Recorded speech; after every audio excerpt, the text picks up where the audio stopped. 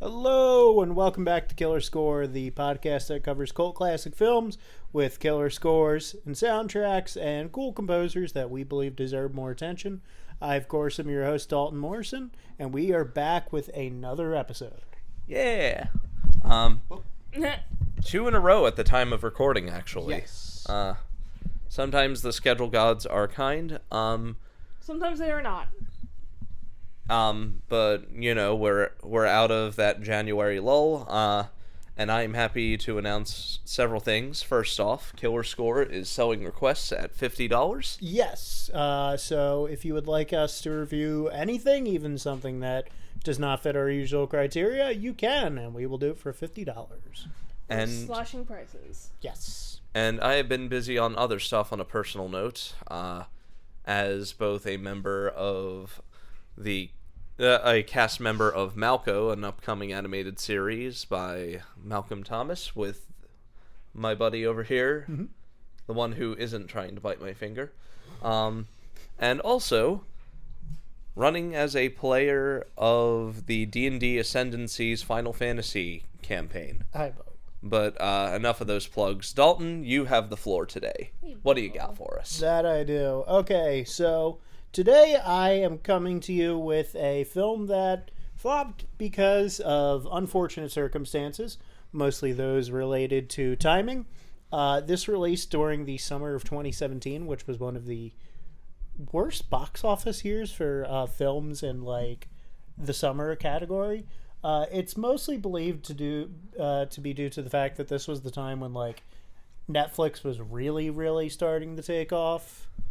Oh, you had a hair in your mouth. Yeah, since Netflix is taking off big time, people were just kind of staying Back. home and streaming and not going to the theaters theaters as much outside of like Marvel tentpole stuff. Yeah. So because of that, this was like a really bad year for film in general. Mm-hmm. And the movie did not have a good release date. So it basically came out during a huge dry period, like I said. It went up against another hit that month, The Hitman's Bodyguard, released on the exact same day. And it came out a month after huge films like Spider-Man, Homecoming, and Dunkirk. Ooh. Oh, yeah. So it didn't have a good release period either. Plus, it wasn't something people knew. Like, people know Soderbergh's films, but they don't know Steven Soderbergh. They just know the style. They just know, like, his work, you know? Mm-hmm. So this film was actually something he came out of retirement to do. Oh. And it's a notable shake-up for the genre. You see, most heist films star like smooth-talking, sharp-dressed like figures, but this one actually stars a dysfunctional poor family.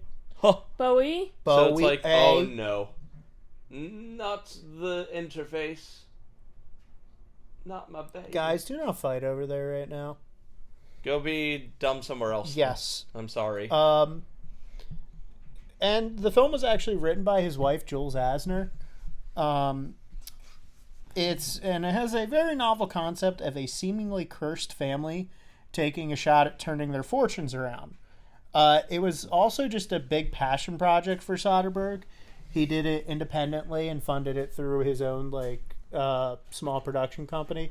You might have heard of him, Bleecker Street. Yeah. Didn't that used to be Focus Features? Mm-hmm. Yeah. Huh. The film also was shocking for being flopped due to the fact that it was a huge ensemble piece with a lot of recognizable names, such as just fresh off of getting very famous through Star Wars Adam Driver. Yeah. Channing Tatum, who was really big from the Magic Mike movies. Magic Mike, yeah. He's done other stuff, but people know him from Magic Mike. Riley Keough, who is also well known from the Magic Mike movies, believe it or not. Yeah. And, of course, James Bond himself, Daniel Craig. Oh, he's in this movie? Yeah. Huh. Didn't know that. Well, not a complete flop. The film really underperformed. It earned only about $48 million off of a $29 million budget. Okay. Which was a lot less than a guy who had resurrected the Ocean series and turned it into a huge franchise, usually brought in. Mm-hmm. But it did get a ton of critical praise. Funny enough, you know how I mentioned the fact that, like, Asner, like, that Soderbergh's wife, Asner, wrote it? Yeah. They actually originally kept that a secret. Oh. And she wrote under a pseudonym, and they made up, like, a fake identity for her. Yeah. Of, like, some writer from, it's this unknown writer from West Virginia that, like, that came with a good script. And they did that and kept it secret until, like, after the film release, because they didn't want to, like, get, like, oh, he's just doing his wife's movie, you know? Yeah. Because she herself is a talented, acclaimed writer. She's written for a lot of, like, magazines and stuff like this, that. Okay. But it was her first time doing, like, a screenplay. Mm-hmm. So, yeah, this is a film all about pulling a heist on the Charlotte Speedway, and it was actually shot on location with help from NASCAR. Some shots were substituted for the Atlanta Speedway using tricks like paint to disguise it from the eyes of NASCAR aficionados. Because they'd be like, oh, no, the painted backgrounds on that are wrong. And that would be, Charlotte uses yellow paint. That's white paint. That's Atlanta, you know? Yeah. So they, like, repainted it to, like, disguise it for certain shots and stuff like that. Trust me, it's Charlotte. Yeah. But actual race shots were used. They filmed actual races for this. Oh, that's cool. And they used the real NASCAR commentators for it, too. Oh, that's awesome. Oh, that's awesome. Yeah. We had said off screen before that NASCAR is hilariously flexible when it comes to them being represented in I mean, movies. this is a movie literally about robbing them. They're like, yeah, sure. Yeah. And I mean, Talladega Nights also used NASCAR because it's a NASCAR movie. Oh, yeah, and it's a big, giant, loving parody of NASCAR. So, I don't have as much trivia for this one, but, so the music composer for this one was David Holmes, who's actually well acquainted with Soderbergh. He composed the Ocean's Trilogy along with a lot of other movies of Soderbergh's. They're basically good friends. Really? Holmes was actually originally a DJ. Huh. And has done a lot of popular remixes for other musicians and stuff like that. Huh. And he still does some remixes to this day, but now he's mostly known for being a composer. He got his start on the indie flick Out of Sight, and continued to do a mix of big budget and indie flicks throughout his career as a composer. And he's probably most well known to the general public for being the composer of the popular TV show Killing Eve. Oh, I've heard that show's good. Yeah, it is. Yeah, he's the main composer for it. I would watch that show with my dad sometimes, and I can confirm that the score for that is real awesome. Yeah. Yeah, I know actually the creator of the show, Emerald Fennell, she was an actress on Call the Midwife. Yeah. Yeah, in like season 5, I want to say. So, Adam Driver was actually brought some personal experience to this film. Okay. Because his character is a former Marine, and so is Adam Driver. Yeah. Oh, I didn't know that. Yeah. He actually started out in the Marine Corps before becoming an actor. I didn't know that. Yeah. He credited being in the Marines to being able to act, actually. Because it's like, you gotta follow directions, you know, in the Marines. You gotta follow directions on a set. And he said, so he was able to bring some of his background to help flesh out the character. That's cool. It's always good when there's verisimilitude like that. Yeah. Yeah. Funny enough, the lead character was also considered for Michael Shannon and Matt Damon, but they were both busy at the time. What year was this? 2017. I'm going to assume that in Michael Shannon's specific case, The Shape of Water might have been what he was filming, because he was the villain in that. Yeah, and this was a big thing for Daniel Craig. He actually took this so he would shake off the Bond image a bit. Okay. Yeah. Because, this is a guy who wanted, versatility in his portfolio. And at this point, Daniel Craig was only really known to most people for being A, James Bond, and B, a sex symbol. Yeah, or, Mikhail Blomkvist. This predates. Oh, yeah, or Bloomfist, yeah. Yeah. But, so, this was a complete shake-up for it. In this film, he plays a tattooed Southern demolitions expert. Not the last time that Daniel Craig would be impenetrably Southern. Yep. Yeah. It's funny. Knives Out? It's funny because, like, as much as people just recognize him for James Bond, Daniel Craig does have range. Yeah. As demonstrated by Knives Out and previous episode subject Road to Perdition. Oh, yeah. Yeah. Where he played the man-child villain. Yeah. So, Erin, would you care, or, I guess I could read the synopsis for this one. Oh, I was about to pull it up for one of us. Okay. We all have our phone. Well, right. my phone's sitting in my back pocket. Do you want to read it this time, Erin?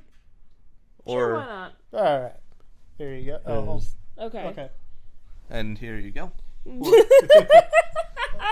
I'll take one mic, Okay, not there two. you go. Okay. West Virginia family man Jimmy Logan teams up with his one-armed brother Clyde and sister Mellie to steal money from the Charlotte Motor Speedway in North Carolina. Jimmy also recruits demolition expert Joe Bang to help them break into the track's underground system. Complications arise when a mix-up forces the crew to pull off the heist during a popular NASCAR race, while also trying to dodge a relentless FBI agent. Yep, so that's the basic synopsis of Logan Lucky. You guys ready to get into it? Do you have any commentary on it? Because, neither of you have seen this, right? And I am going in completely blind. All I can say is it excites me because it sounds like a mix between Ocean's 11 and Heat. Okay. Maybe. Mixed with, racing movies. But I've only ever really seen the poster. All I know is that I like the cast and that I'm excited. Erin, your impressions? I'm honestly kind of glad that we're doing a movie that's set in West Virginia. Yep. Because you don't see that very often. That's a state that's kind of underrepresented in film or misrepresented. And yeah, I will judge the actors based on their accents. Fair enough. All right, so let's get into the 2017 heist film, Logan Lucky.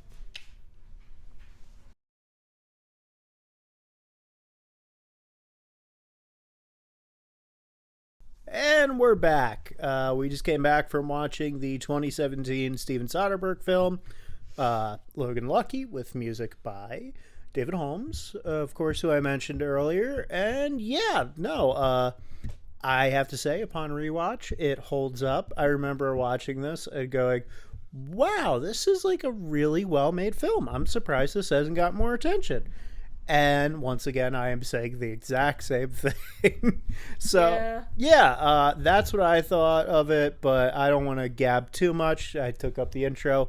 I'm going to pass the mic over to Erin, and I'm going to let you guys talk about what you thought about it. Okay. Yeah. Erin, you go first. Also, so I can have some Skittles. All right. So, I actually really enjoyed this movie. As I said, the only scene that I had seen from this movie was like the montage at the end with Fortunate Son playing over it. But yeah, I actually really enjoyed this movie. I feel like it was a lot of fun. It had a lot of heart. Great soundtrack. I love the use of like Americana style mixed with bluegrass music. Yeah, and Southern Rock. Because, like, as we mentioned, Fortunate Son's in there. Which is used in, like, everything. But, yeah, I actually really enjoyed this movie. Also, I like that it shows West Virginia respectfully. Yeah. Because, like, nothing grinds my gears more than, like... And yes, I will sound, like, as hick as possible right now. When you city folk... call us Appalachians, like serial killers or inbred or shit like that. Yeah, I mean, you could argue there's a little bit of it with Bang's brothers, but like, it's just it's meant as a joke. Yeah, and it's like because everyone knows those two idiot brothers. Yeah, who act smarter than they actually are. Yeah. Dramatically, yeah. Like, it's not meant to be like poking fun at a group of people. It's just like, these are two idiot brothers that everyone knows. Yeah, everyone knows some guy who has like some schmucks for brothers, Yeah, I mean, let's be honest, we know those people. Arguably, I've been a brother to those people. I've been a schmuck brother to those people. Logan Lucky's a good time. Yeah. I love the acting. I love the score, just like Erin said. I especially love the chemistry between the cast and absolutely. and the dialogue. And I love the shot composition as well. There is a lot of great wide-angle establishing shots of the West Virginia landscape, of the speedway, of the bumfuck country roads. Yeah. Also, the scene where they're at, like, an Easter fair.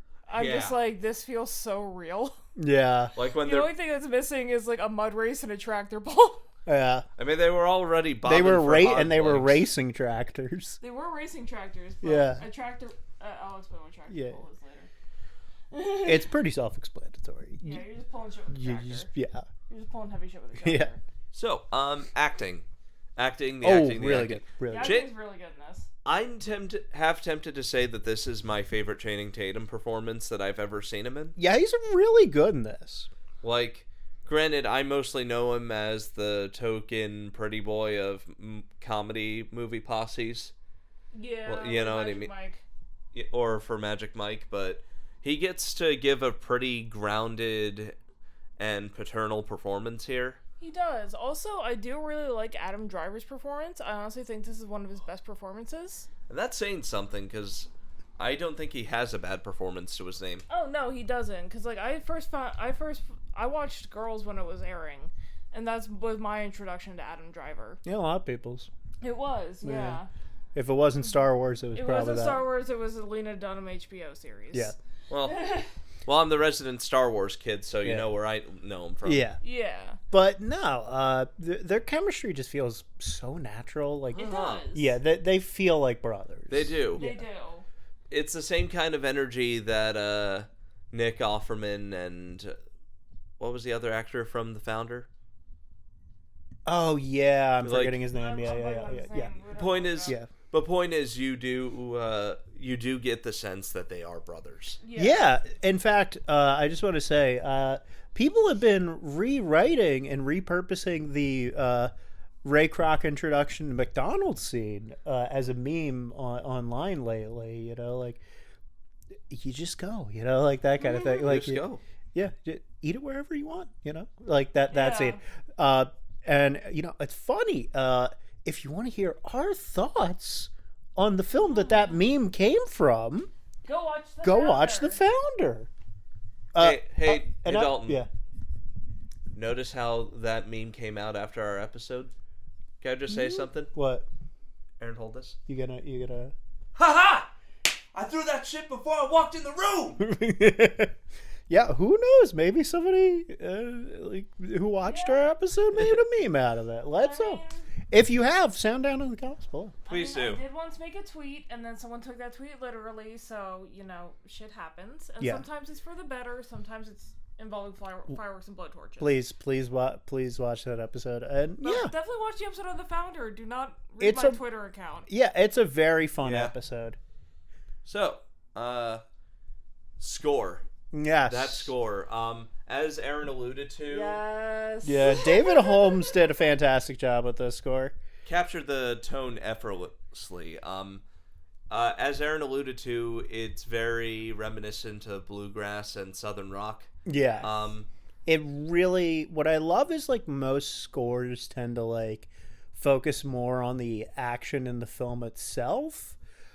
And this feels like more like it's trying to capture the setting with the music. You know what I mean? Yeah, the setting and the characters too. Yeah, because like they're the kind of people who listen to this kind of music. You know, it's not intrusive either.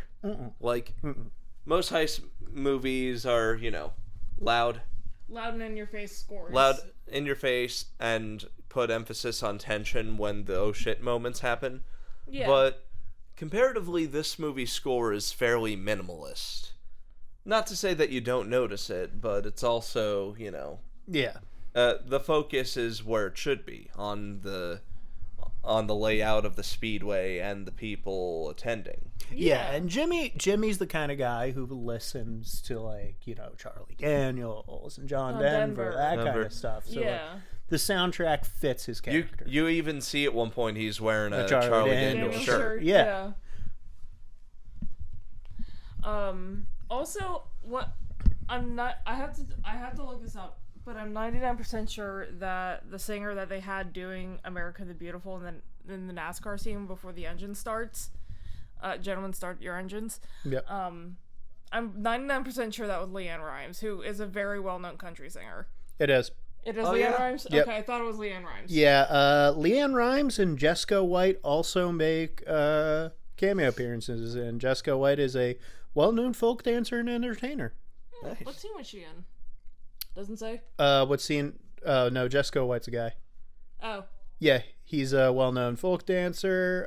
Jesco. Jessica White. Yeah, he's the father, and yeah, his father was D. Ray White. Oh, okay. Yeah, but apparently he's pretty famous in the Appalachia territory. Yeah. Which makes sense. you Yeah. know? Yeah. I mean, the entire movie takes place in West Virginia and North Carolina. This movie's commitment to setting is something else. And definitely watch it if you're a NASCAR fan, because a few NASCAR drivers do make cameo appearances. Yeah, Jeff Gordon makes a cameo, right? Fun fact, yes, Jeff Gordon, Darryl Waltrip, Mike Joy, Adam Alexander, and some of you will love this. Remember the scene with the West Virginia State Troopers? Yeah. Yeah. Those are two NASCAR drivers. I love that. I love that so much. That's Carl Edwards and Kyle Busch. Which, once again, as we stated in the And intro... in their, I have to admit, for their little appearance, they did really good acting. Yeah. Oh, yeah. Yeah. Because honestly, it felt like they were channeling, like, yeah, I got pulled over when I was 18 once. Yeah. And, This is what the cops were like. And I just love the, like, when she rushes by, it's like, did you see that? Pay attention to what we're doing. You know? Yeah. I'm trying to teach you something. all the backup actor, all the extra actors are really great too. Seth MacFarlane turning in a hilarious performance as this Oh yeah, influencer, snooty rich British dude who owns like a fancy alcohol line or something like that. Yeah, and he's sponsoring this one dude in the Speedway. Yeah, sponsoring one of the NASCAR drivers who is like, my body is a temple. I cannot have too much glucose or I pass out and like, shit like that. And he's not even, and I'm not sure if, I don't even think they said he was diabetic. He was just like had a very specific diet or something. Yeah. Wouldn't be surprised if he did. He was though because of because of his reaction to when he had alcohol. Yeah. Yeah. I almost didn't recognize Seth MacFarlane. Yeah, neither did I. Yeah. Like he blended right the fuck in. And she's only in the latter half of the movie, but I gotta say Hilary Swank did a really good job too. Oh yeah. She did. Yeah, like as this very intense career woman who just wants to get this case solved, you know. Oh yeah, like she makes such an impact with like her 15 minutes of screen time. Yeah, I gotta say, 15 minutes. It is a crime that there were like no nominations for this film whatsoever. Yeah. Like at the very least, I am at the shocked at the very least. Like no best supporting actor for Daniel Craig. He was really good in this film. I loved him as Joe Bang. Yeah, He was the highlight performance for me. Oh yeah. Especially because of how he's written and how he's performed. You think because he's, the guy in prison, he's the convict, you think that he's going to be set up as the resident intimidating guy? No, he's actually the only sane man in a group full of people full of dysfunctions. And if anything, he's the charmer of them. He's... again, I hate to keep talking about Knives Out, but I wouldn't be surprised if this informed his performance as Benoit Blanc. Yeah, like the bit where he has to explain how mixing all the ingredients together and sending it through the pneumatic tube creates like an explosion. That was my favorite scene. That's my favorite scene in the entire movie. Like Mine he's just too. so frustrated that they don't know this kind of like science and chemistry. Yeah, Not to it's all mention- chemistry. Yeah. There's a great, there's a great subversion of it because you think it's going to build and build and build to the moment it goes through the tubes and then blows up. Yeah. And then it doesn't go off and you think it's going to go off at any second. And it doesn't, and then it comes goes, back and you have that oh shit moment. There's going to be a, It's gonna explode in their face or something. yeah, and then it's like, oh wait, no, I just did that wrong. And then... So he just fixes the plastic bag, shoves it back in, and it blows up. Yeah. Yeah, and the second time it goes through tubes, it's quick. It's like... Yeah. Yeah.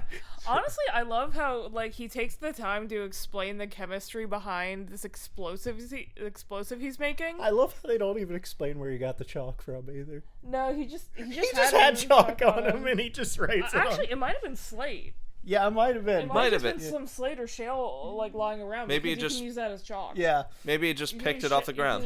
Yeah. Not slate. Yeah, just him taking the time to explain to the Logan brothers and like writing out the formula. Yeah, and writing out the chemical numbers. And the brothers are just sitting there like, okay, all right. And he's like, "What? Did you think I was gonna use a stick of dynamite?" Yeah, like, what are you, stupid? Yeah. Like, he's great. Jack Quaid as the tech expert was great. He was just. He's putting on the whole front of knowing everything while knowing Jack and shit. Yeah, well, I mean, give him credits. He knew where to take where the servers were and how to take them down for the cash machines. You know? Oh yeah, yeah. It's comedy gold when you've got somebody who knows just enough. You know? Yeah. Yeah. Honestly, probably my favorite scene in the movie is probably the scene where where Joe Bang is just explaining the science. Yeah, that's probably my favorite because it's really funny. Yeah, and it just reminds me of like my high school chemistry teacher when someone's saying, "Do we get to blow stuff up?" Yeah, and the answer is always no. Yeah. So, and just the frustrated teacher energy he has there. Yeah. Of like, how are you not getting this? You know. Yeah. That reminds me of a story, a brief story of. I had a chemistry teacher who also was the rowing coach, and he was kind of a soft-spoken dude. Yeah. Really chill dude, but since chemistry was always more math heavy than any other science, he had this technique for getting us to stay awake. When he would explain how certain chemicals interact with each other, he would explained that the reaction would cause, particles to expand, and he would say, something, this and that, and then it goes boom, just top of his lungs, like, and the whole class would just be like, fucking, right out of nowhere. Now, wow, how did that not peak? That was perfect. Because anyway, we had it like 2 feet away from your face. Oh hey. Volume control. Anyway, that scene's great. Every scene in the prison is fucking hilarious. Oh yeah, I love when the prisoners are asking for a George R.R. Martin book that to this day I'm pretty sure still has not been published. No, because Winter still is not out. Because George R.R. Martin is George R.R. Martin. Yeah. Fun fact: his computer runs on DOS, and that's how he's still typing. What? Yeah. Really? Yeah, this was a few years ago that I read this, and I also heard him talk about it in an interview. He hasn't upgraded his computer since the DOS era. And that's what he uses to type out his books. You want to know something else fun? Another little fun thing for you, a little trivia thing. Huh? So, to tie in more to this movie's love of, like, NASCAR and country and stuff like that. Yeah. The prison warden is actually played by country musician Dwight Yoakam. Oh my God. Yeah. It's funny because I was watching it, I'm just like, I know this guy from somewhere. Have I seen him in a movie or something? Like, I know him from somewhere. He is an actor, too. But yeah, because Dwight Yoakam, he's a singer, songwriter, actor, and filmmaker. Mm-hmm. It's impressive how he's able to play this exasperated prison warden. Put upon prison warden. We don't have escapes here at Monroe. Yeah. We don't have fires here at Monroe. Yeah. He's been in a few films like Red Rock West, Sling Blade, Panic Room, and Wedding Crashers. Oh. Yeah. It's crazy. But yeah, no, everyone's great in here. There's a lot of, like, this is like a treat if you're a big NASCAR fan, because there's like so many NASCAR cameos too. Yeah. Because like I was looking at some other ones. I forgot to mention these, but I'll pull them up just so people know to look out for, because it's pretty fun. So I mentioned Carl Edwards and Kyle Busch as the state troopers. Brad Keselowski and Joey Logano are security guards in the movie. Mm-hmm. Kyle Larson is the limousine driver. Oh. And Ryan Blaney is the delivery boy who delivers the cake. Yeah.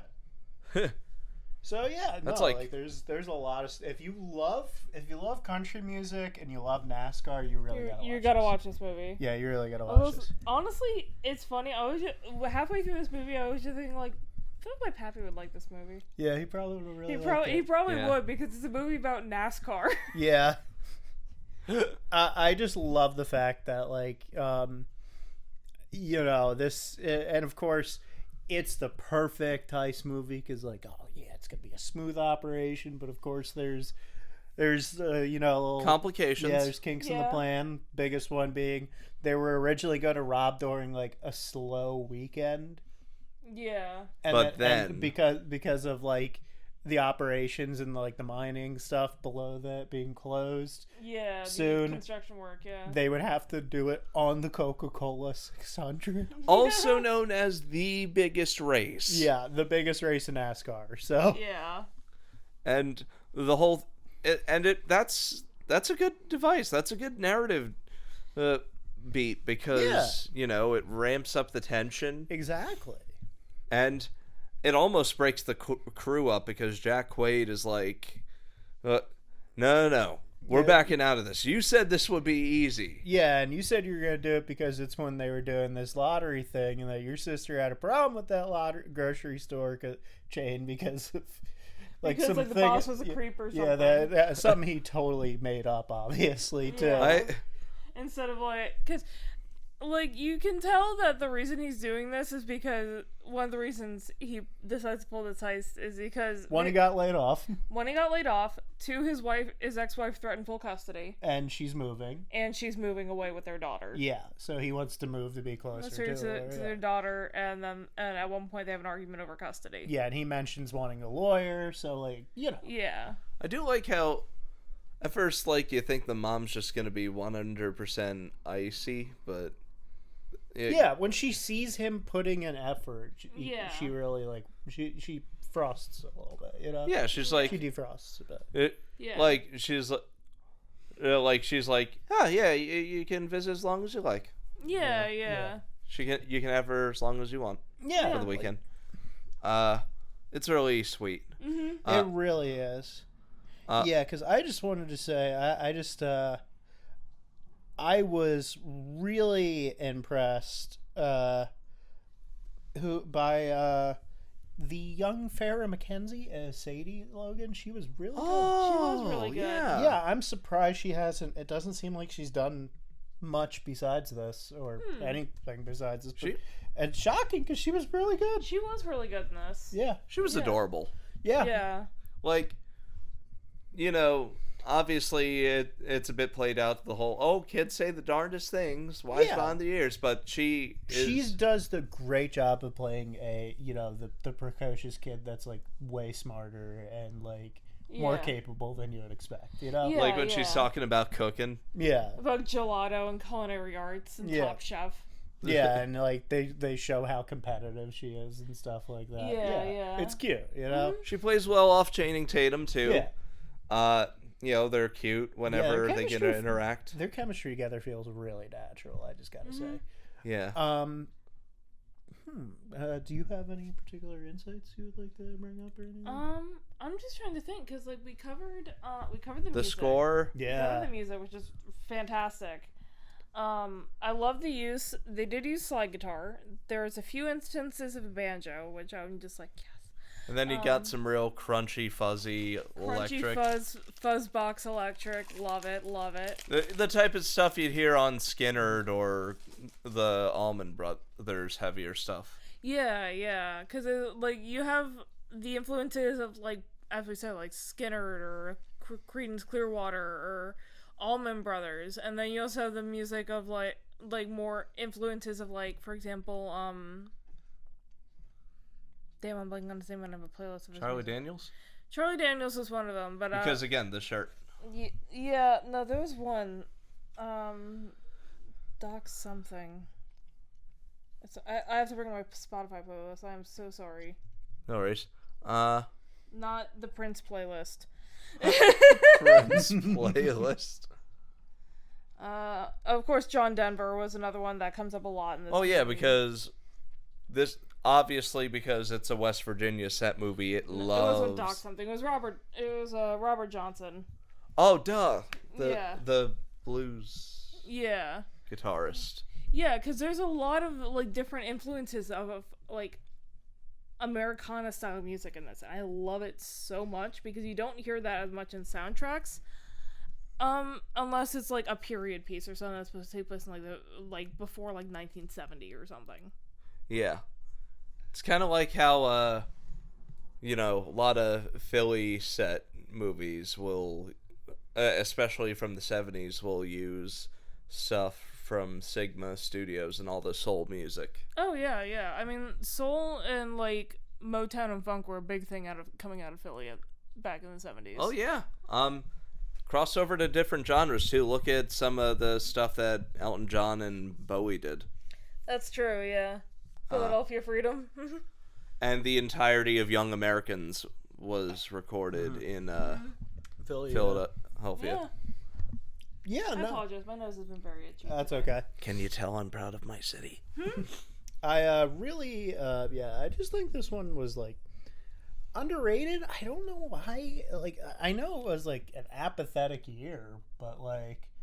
It's a good movie. Yeah, it really should have... maybe the advertising didn't serve it well. I don't remember even seeing advertising for this. It's kind of crowded, too, like you said. Yeah, but, like, it's still kind of crazy that this film did not, like...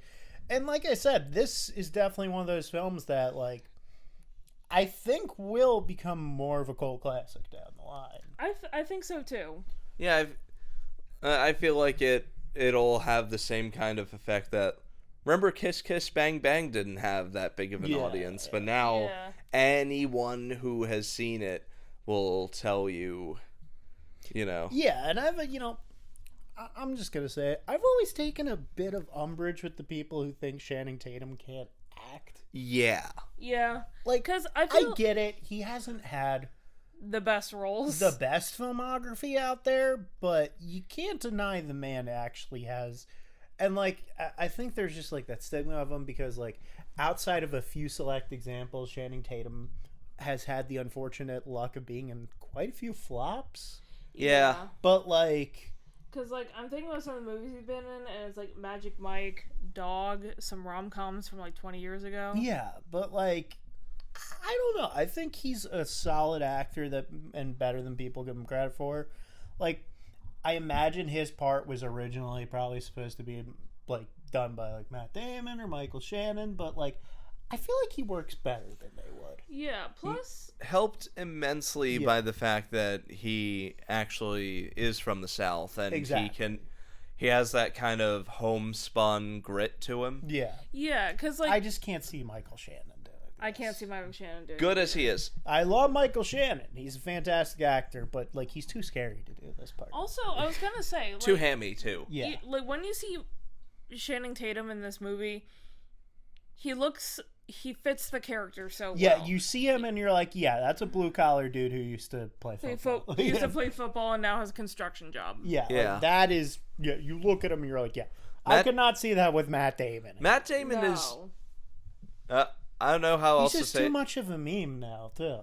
That's true. He's too pretty. Yeah, he's too pretty. He's too pretty, and he's too much of a meme because of Team America. Matt Damon. Yeah, like... Also, like, honestly, I cannot see Matt Damon even in, like... The South. No, I was gonna say, like, in those kind of costumes. Yeah, no. Because I was like, I don't see him wearing a baseball cap and, like, coveralls. No. Now, Channing Tatum, though, that's a dude who's definitely...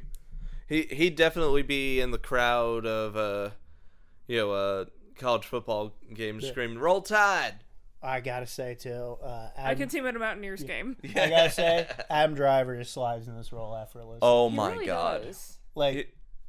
You know that cliche where it's like, I forgot he was acting, but, like, no, like, I forgot he was acting. Like, he feels so natural. What you said about his military background informing his performance really does play here, because there's a quiet intensity They're really to him. Yeah. Like, like way in the beginning when he's first introduced and he's talking about his arm, because He lost his arm in Iraq. You can tell he's got a lot of rage buried deep within that he's able to suppress very well. And then Seth MacFarlane keeps hammering that button over and over and just making fun of him, and you can just Then he Molotovs their truck or something. Yeah. Their SUV. And only after they fuck with his brother and fight him, you know? Yeah. I love that one moment too. One of my favorite scenes in that movie is when Seth orders a drink to be like, this one-armed guy can't do that, all that. And then he pours him the perfect fucking cocktail with one arm. He takes the prosthetic off and slams it on the table just to like make a point, you know? And it's like, how you like me now? Yeah, it's the most southern way of saying fuck you. Yeah. Bless your heart. Yeah. Bless your heart. Yeah, it's literally just the like I'm gonna let that slide, you know, but I'm gonna show you how I can do this. How I can do this and fuck you. Yeah, and like it's the most, like I said, he's doing his job and saying fuck you at the same time, you know? Yeah. And man, I am shocked how MacFarlane was able to make himself so unlikable in this movie. Oh yeah. Yeah, because like in real life and in interviews and just like things you see him in, MacFarlane's just a very likable fella. Like, he's just a very likable dude, you know? And from what I think it was you who told me, Daulton, that Seth mainly just does Family Guy because he doesn't want to put the whole crew out of work. Yeah, that's why he like keeps it going. He's just like, yeah, I have like no involvement outside of voice acting and that, but like, you know, there's this huge crew of animators and people. I don't want to be out of work, you know? Speaking of which, I think Family Guy has outstayed its welcome, but there is one modern clip that I think is amazing. And there was one episode where Meg was like, why are all the plots about Mom all of a sudden? What, are we giving Seth's voice a break? And then Peter just goes, Stewie and Brian. And then a whole bunch of side characters get behind them and that's good. That's a flex. Yeah, that's a hell of a flex. And yeah, no, I got a lot of respect for him. Yeah, he seems like a chill guy, which I appreciate. Talented too. Yeah, no, great singer. But yeah, no, I just think this is such a solid movie, a solid watch, and I just don't get why like more people aren't talking about it nowadays. Yeah. Also, back to Adam Driver's character. Mm-hmm. There was something I wanted to mention. How there's a scene where like the two like kind of schlubby idiot brothers, not our main characters, not Jimmy and Clyde. These two idiot brothers, Joe Bang's brothers, are saying, well, the only reason this like you lost your arm is because like your brother was gonna be a football star, so you joined the military. And you can see Adam Driver like holding back all this rage because he's like, I could fucking kill everyone in this room right now. Yeah. I also really appreciate though that they don't make this third act falling out thing. Yeah, I did appreciate that. Yeah, there's tension, and you think to yourself they're gonna kill each other, but no, they after the heist they just kind of take a moment, you know, to they take a moment. They do lose contact for a bit after the heist, but there's no malice. It's not really malice. It's more of a Jimmy didn't pay his phone bill. And, you know, they were trying to keep things on the down low, you know? Yeah. And it's established, too, that he's kind of Luddite when it comes to tech and to phones in particular. I don't need a phone bill. He's like, I don't need a cell phone. All I need for is taking pictures of you, girl, you know, that kind of, you know? Which, you know, it's cute. Yeah. Like, and, you know, I just like how there's a genuine brotherly love. Like, when the arm thing happens, when the arm gets sucked off into the vacuum machine, like he's not even like mad at his brother about it. Like He just wants his damn arm back. Yeah. And, like, Yeah. He just wants his prosthetic arm back. and they're really chill with each other about it, you know? And him saying, he doesn't believe any of the bullshit that the Bang brothers said, you know? Yeah. and that one moment where he's like, after this, I'll buy you 100 new arms. That's like the most Big Brother thing you can say. Yeah. And he just stops and he's just like, all right. You know, like... I've had a lot of interactions like that with my little brother. Yeah. Yeah. Also, I love how he does eventually get a new arm. Yeah. Like a new prosthetic arm. And it's all like robotic and stuff. And it's obvious. It's really freaking cool. Yeah. Yeah, that's something it's based off real tech, too. It is based off real tech. Yeah. Really? Mm-hmm. Yeah, because they do make prosthetic limbs, especially arms and hands, where like they have it set up where like if you move a certain muscle in your arm like up here or up here, you can like turn or like clench your fingers and that kind of thing. Oh, that's some cyberpunk shit there. Yeah, it's really cool. It's really cool. Yeah, it was still pretty new by the time that this movie came out. So. Yeah. Well, they must have gotten a lot of money from the heist. Yeah, exactly. Yeah, they must have. Well, they showed that it was actually the Department of Veterans Affairs that sent it to him. Yeah, you got sent from the yeah. VA. Yeah, so the VA. Oh yeah, actually because got of it for the him. because Literally there's the box stamp. says Department of Veterans. Yeah, the stamp. Yeah. And I like how it makes a good point about like, you know, how like these corporations make so much money that they can just like write up their numbers and like make up numbers and say it was a loss. Yeah. And it's like, oh, insurance. Insurance will cover it. Yeah. And even though there were no actual numbers of how much money they lost, they just basically threw an estimate at a wall and said, that's it, insurance. Which is brilliant because since the cash system was down, they could fudge the numbers. Capitalism. Yeah, the card system is down, so they were only accepting cash. Yeah, so because of that, and because nobody had the time to count the cash, because it was automatically sent down the tubes into the vaults, they were just like, just say it was this, you know? Capitalism's doing just fine. Yeah. It was, I gotta say, though, yeah, I really enjoyed it. Is there, I know you love to talk about the technical stuff. Is there any technical stuff you liked in this? Tracking shots. Mm-hmm. Okay, I'll take you this. go. Okay, so the cinematography and the tracking shots I loved. I also loved the use of the effects that they use for explosions. Look super realistic to the point where I was like, is this real? And could people have actually gotten hurt? Because obviously with the car blowing up, that looked, I mean, it was far enough away that it could have been real.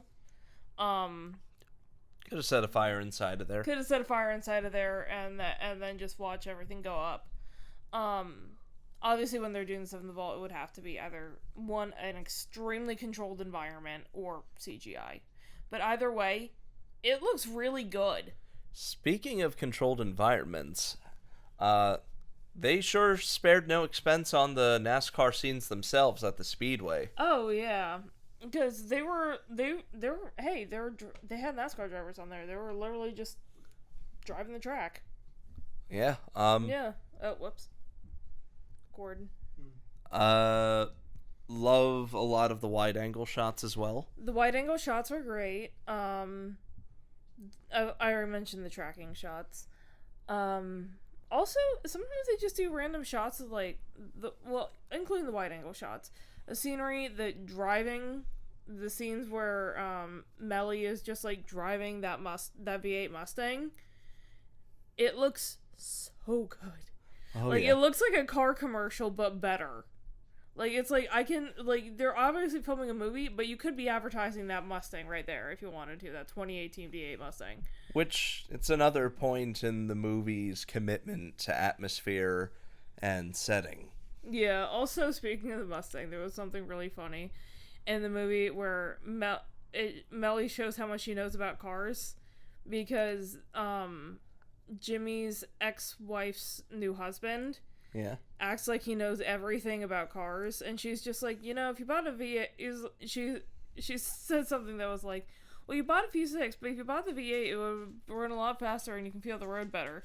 It also handles better, and also... But you can't drive a stick. And I'm just like, oh my god. And he's like, yeah, I can drive a stick. I can drive a stick shift. And she's like, then why is every car you ever bought was an automatic? Very natural sort of banter. Yeah. It's, you know. That's a setup.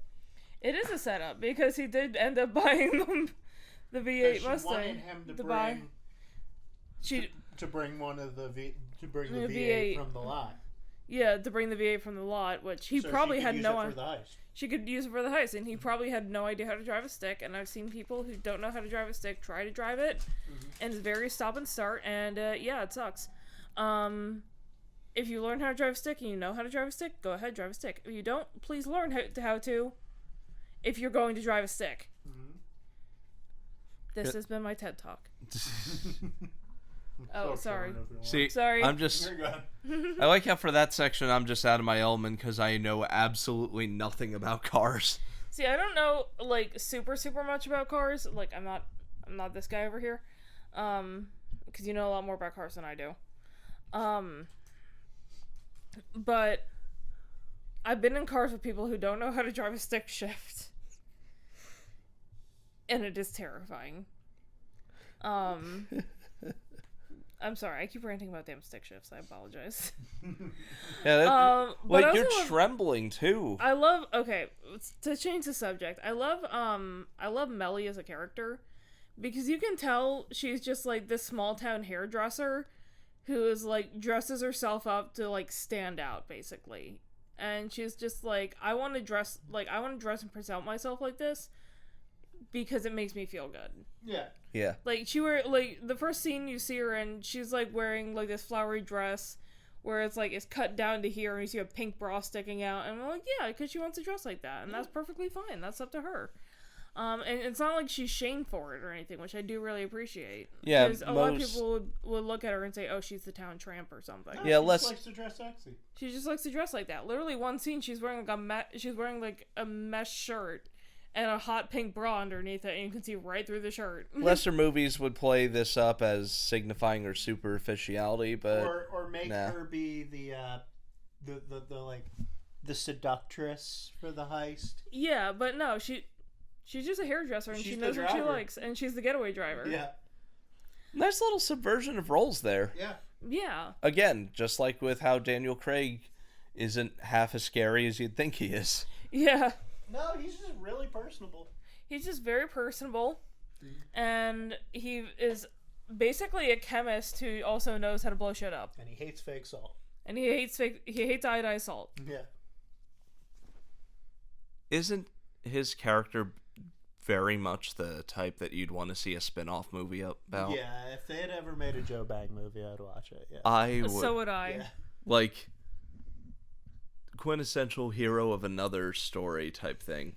Yeah. I want to see a movie that's just his backstory of how he ended up in prison in the first place. And his backstory is very interesting. Yeah. Are you listening, people? Yeah. Are you listening, Hollywood? It writes Steven Soderbergh. Yeah, like the bit, Soderbergh. The bit with like the tree and like the money buried under it, like that attention to detail is so good. You know? Yeah. You could end the whole thing with a reshoot of Adam Driver and Channing Tatum in the prison interviewing him, and then cut to black. It writes itself. Yeah, like the bit where he's just like, she took it. You know? Yeah, because he's like, my ex-wife took the $96,000 I buried under the tree and ran away with another man to Clearwater, Florida. And he's just so annoyed about it. He's just like, it's honestly, the best part about it is he's like, what part of Florida? Clearwater. God damn it. Like, that was important. Because I feel like if he had said Miami, he'd be like, okay. Yeah. But it's like Clearwater. It's like, Clearwater? Oh, no. Not even Orlando? Like, come on. That's where you took like, my money, too. You couldn't even go to Tampa? Yeah, he was just like, oh, Clearwater. Fort Lauderdale? Come on. Yeah, like, there's so many places in Florida they could have gone. They could have gone anywhere. They went to freaking Clearwater. Yeah. Like, that's the most random-ass place in Florida. Yeah, because, like, you know, you expect to, when it's like Florida, you expect to hear Miami, but no, it's Clearwater. You expect to hear, like, Miami, Orlando, hell, even, like, Fort Lauderdale or St. Augustine or Key West. Yeah. But no. Tallahassee? No, not Tallahassee. Tallahassee's northern Florida. Oh. That's a completely different state. But no, it's just like, yeah, Clearwater. It's like Clearwater. What the fuck? See, I'm just naming. At this point, I'm just naming places in Florida I know. Yeah, I've been to Clearwater. I don't remember there being much there, but that was also like 2007. Yeah. I also just love the bit with the, where, like, he just has this thing for hard-boiled eggs. Yeah, he loves hard-boiled eggs, and he covers it in salt and says, I have high blood pressure, whatever the hell that means. Yeah. It's like, yeah, I wonder why. So you're covering everything in iodized salt. Yeah. Plus, eggs. Yeah. Well, egg yolks can be high in cholesterol if you're on a low cholesterol diet. Yeah. It's more the fact that they're hard-boiled. It's more the fact they're hard-boiled, which involves salt in the cooking process. Yeah, and then he puts more salt. And then he puts more salt on it. Just salt on salt on salt. Yeah, exactly. Yeah. It's a good character bit, like. Yeah. That's what makes this movie, the tiny little character details, too, Yeah. They're layered. Yeah. Mm-hmm. Like, everything, every little aspect about them is a hint to characterization. Like, I love the fact that, like, you can tell Jimmy is trying to dress nice at the end of the movie, and it's just, like, one of those tacky shirts with, like, the bull, with, like, the cow skull on the back and stuff like that. Like, yeah. Like little stuff like that. I really appreciate that. There's so like a much longhorn character. skull in the back. Yeah, it's got the longhorn skull and like some flowers on the back. Like you can tell that's his idea of like, oh, that's a fancy shirt. Honestly, Yeah. Honestly, like, I'm not to say I was pleasantly surprised, but I liked it more than I already thought I was going to. Yeah. It's not like, it's a great subversion of the heist film. It really is. Because, like, most heist films, like I said, are about, like, beautiful people with, like, exotic clothes and gadgets, like, pulling, like, all these things off. You know? got your $1,000 suits. And you got your Danny Oceans, your Lupin the Third. Yeah. Yeah, fancy tech and gadgets and stuff like that, and cool car chases and stuff, and like expensive suits and gold watches. It's like, no, these are just like working folk that are like getting one over on the big man, and they're resourceful. Yeah, they are. They're very resourceful. And it's like, oh well, I know this person works here, so we can do this, and I can call this baker, and like it's just like. It feels perfect because instead of being like, I know this one guy, he's the best. It's like, oh yeah, I know Jimmy down at the bakery. He can help us out with this. I know Texaco Mike. Yeah, it's like, it's stuff like that where it's just like how like in small towns people have all these connections. So yeah. People, you know? Honestly, it's kind of like asking my dad, do you know a guy for blank? Yeah. The answer is usually yes. Yeah, that's exactly what this film is. It's just almost like, oh yeah, I know it, and it's like, oh wait, yeah, the Bang Brothers, that kind of stuff. Like everyone knows each other, basically. Yeah, because it's a small town. Like everybody knows everybody, and everybody knows everybody's business. Yeah, there's almost something kind of heartwarming about it. It is a heartwarming movie, honestly. Because it's like it's a story of how small town people who aren't thought of as much, can pull together to do something big, do something huge. Yeah. In its own way, obviously. Mm-hmm. Yeah, like they said, even the news makes them out to be like hillbilly heroes, basically. Yeah. Even if they don't know who pulled it off, Yeah, because they literally acted like these people were folk heroes now. Yeah. Right at the end of the movie. And, because of that, it also causes the investigation to get shut down, because it's like, well... they're like, there's no point in this. Yeah, it's like, you've been doing this for 6 months and you haven't gotten anything. And the press is turned around to just being like, wow, aren't these cool people? Aren't they nice? I gotta say, too, you said it they earlier. They did it just to show they could do it, that kind of thing, yeah. Just Hilary Swank, just, like, tranquil rage at the whole thing, like, why? Yeah. Why are they getting away with this? Yeah, and when she's like, I hate airtight alibis, Yeah. Because, like... It's almost cartoon villainish. And, he's only in it briefly, but Sebastian Stan is the race car driver. Yeah. Who screws over his sponsor in the best way possible. That was Sebastian Stan? Yeah.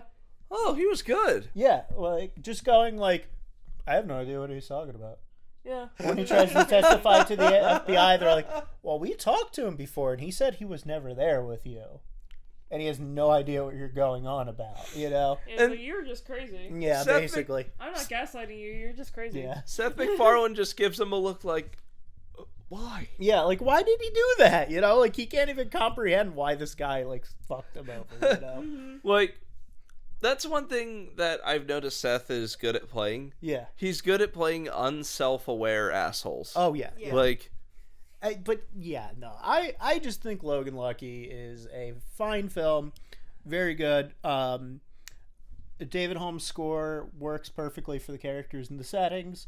It's more about the tone of the film and less about what's going on in the film. Yeah. style. Yeah, and just props for using Fortunate Son for something that isn't a war scene. Is it a... That isn't a war scene, or just used really weird or in a dumb way, like Killer Croc. Yeah, I like, and it's funny. Thank you. Yeah, it's like, I like how it's used as a subversion of the song. Yeah, Because they are, in fact, fortunate ones. Yeah, they are the fortunate ones. They got away with it, you know? Like, yeah, and one thing I do appreciate is that They gave back. They gave back to everybody who helped them. Yeah, even people who got screwed over by helping them, like the lady who's like car. The lady at the bank. The lady at the bank whose car that they hit. and then you got that one clinician who... yeah. Oh yeah, the free clinic girl who physician's assistant who worked out of like the mobile clinic and stuff. clinic. Yeah. in that trailer. Yeah, who gave him the shot and stuff. Yeah, give him a time to shot. Sylvia, that's her name. Yeah, Sylvia. And the fact that Sylvia did that as an excuse so she could give him stitches, basically. Yeah. That was cute. Yeah. She's Yeah. very nice. You know? I mean, and honestly, I'm not even the biggest fan of Creedence, and I thought that was a great use of that song. It was a great usage. I just love Joe Bang at his hideout, just like annoyed about everything, drinking his coffee. He goes out, like, here's the door, and you could tell he's just like about to tear into someone. No one's there, and he's just like, what the fuck, you know? And then he sees a red shovel, and he's like, wait a okay, second. whatever. He tries to go back in, and he's like, wait, a red shovel. And he remembers the story, you know? Light bulb. Yeah. Yeah. Yeah, it's great. It's good. It is. This movie is like the best heist movies, all about setup and payoff. And even in ways that you think aren't setups and payoffs. Yeah, like they even give money to, like, literally the guy who was in prison with them, with Joe Bang, who just did a riot, you know. Literally, like, they gave him like a manila envelope full of cash. Yeah. And then had him picked up in a Cadillac. Yeah, and they didn't have to do that for him at all. That you one. know? I love that one part where it's like, Naaman, and now he's just in disbelief about they're it, like, laughing. where you headed, sir? It's just like, he just laughs and laughing. shakes his head. He's Just like, I don't even know, man. no. See, if I were in his position, the answer to that would probably be Vegas. Yeah, right. It's like, You know what I mean? somewhere other than here, man. You know? Anywhere but here. Yeah. So Great pick, D. thanks. Great Yeah. pick. I like, this was one of the earlier films I thought about for the podcast, to be honest, because I was just like, yeah, that was a good one. I don't hear people talk about that one. Yeah. And I'm glad to see it held up, and it wasn't just some random movie that I picked out of the blue that happened to just be okay. But no, it's a good movie. Yeah. So yeah, check it out if you want to. Like, honestly, if you're, it's on Netflix right now. If you guys are just like, if you have family over, I feel like this is a good movie to throw on for the family, because like, Yeah. it's not like offensive in any way. Yeah, like the worst thing you're gonna hear is people saying shit. Yeah, it's not offensive in any way. People barely swear. It's just a good fun watch. I feel like if you have like teenagers and stuff, and like, Yeah, I feel like late middle school can watch this. yeah, if you have some teenagers and like, or you just have, or you're like our age and you have your parents over, Yeah. throw this on with your parents. Your parents will know probably what? really like Yeah. this movie. You know what? My folks have Netflix. I'll probably once I'm back in Philly, I'll probably be like, hey, let's grab my little brother and let's have Watch family that, movie night. Yeah, people will enjoy this. They will. Yeah, it's just a fun movie, you know. Oh yeah. Mm-hmm. with some really good cinematography, and I love the repeat shots of people going over the West Virginia state line and how like it's darker every time. And the last time they show it, it's like pitch black. You only know it's the sign because you've seen the shot multiple times. Like, that's fun. That's cute. I like that. It's like the filmmakers are, trying to get you to. Yeah, they're like, you know what this shot is. Like, it's like they're nudging you, and you're like, you know what this is. You know what it is. Yeah, like, you've been here enough. You know what this is. It almost feels like at this point you're home in West Virginia at this point. Yeah. It's just like the West Virginia state sign, and you're like, yeah, I do.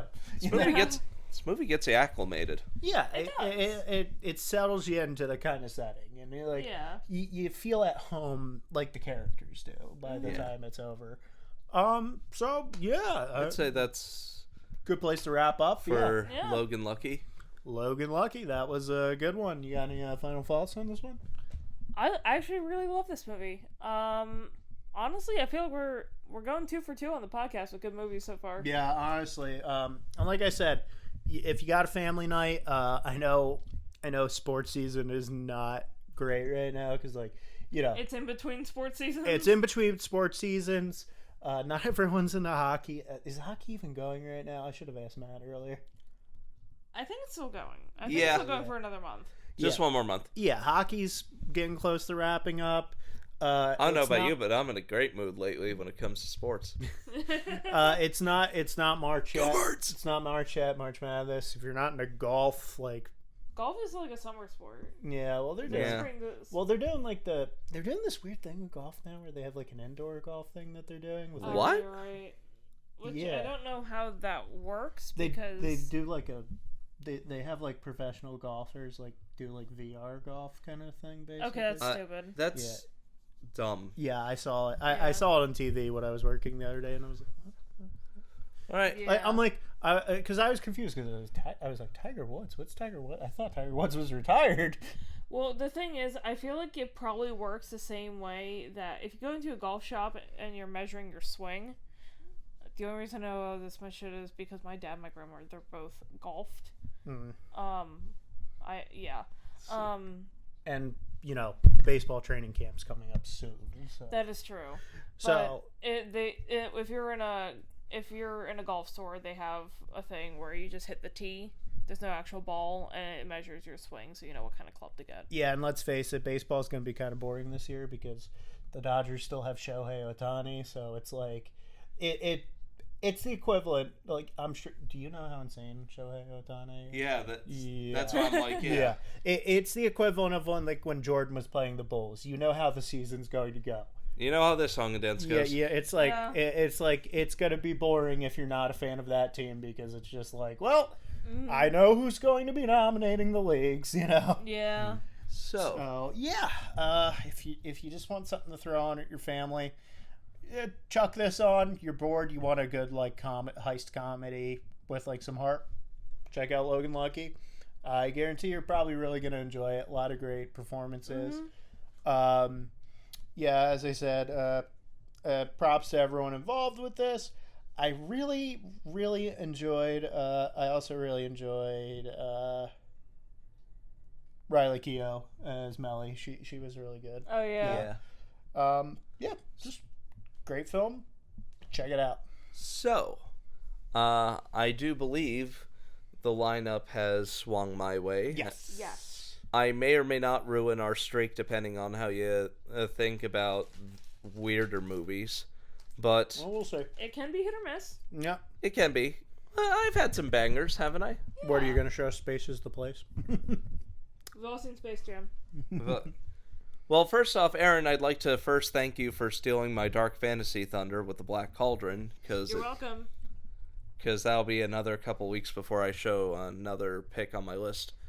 But speaking of movies that aren't discussed in the grand scheme of directors' filmographies, what is the first movie that comes to mind when you think Terry Gilliam, Monty Python alumni? Either The Adventures of Baron Munchausen or Labyrinth. Brazil. Or Brazil, yeah. Yeah, I think Any Brazil. of those three. Labyrinth is not Terry Oh, Gilliam. that was Terry Jones. Mm-hmm. Yeah. So for me, it's The Adventures of Baron Munchausen of Brazil. Oh, or Time Riders or something. Time Bandits. Time Bandits. Another good one. But I think this is yet another case of how box office success doesn't equal, publicity. So it is in the interest of that discussion that I'm going to take you back to another one of Terry Gilliam's 90s outputs. Okay. One that presents a harrowing vision of the future. I know where this is going. And what could possibly be done to stop it from the present. A story in which the line between stories of the future and one man's insanity are blurred. Join me, won't you, as we watch Terry Gilliam's sci-fi thriller helmed by Bruce Willis and Brad Pitt, 12 Monkeys. All right. Okay. See you next time. See ya. See ya.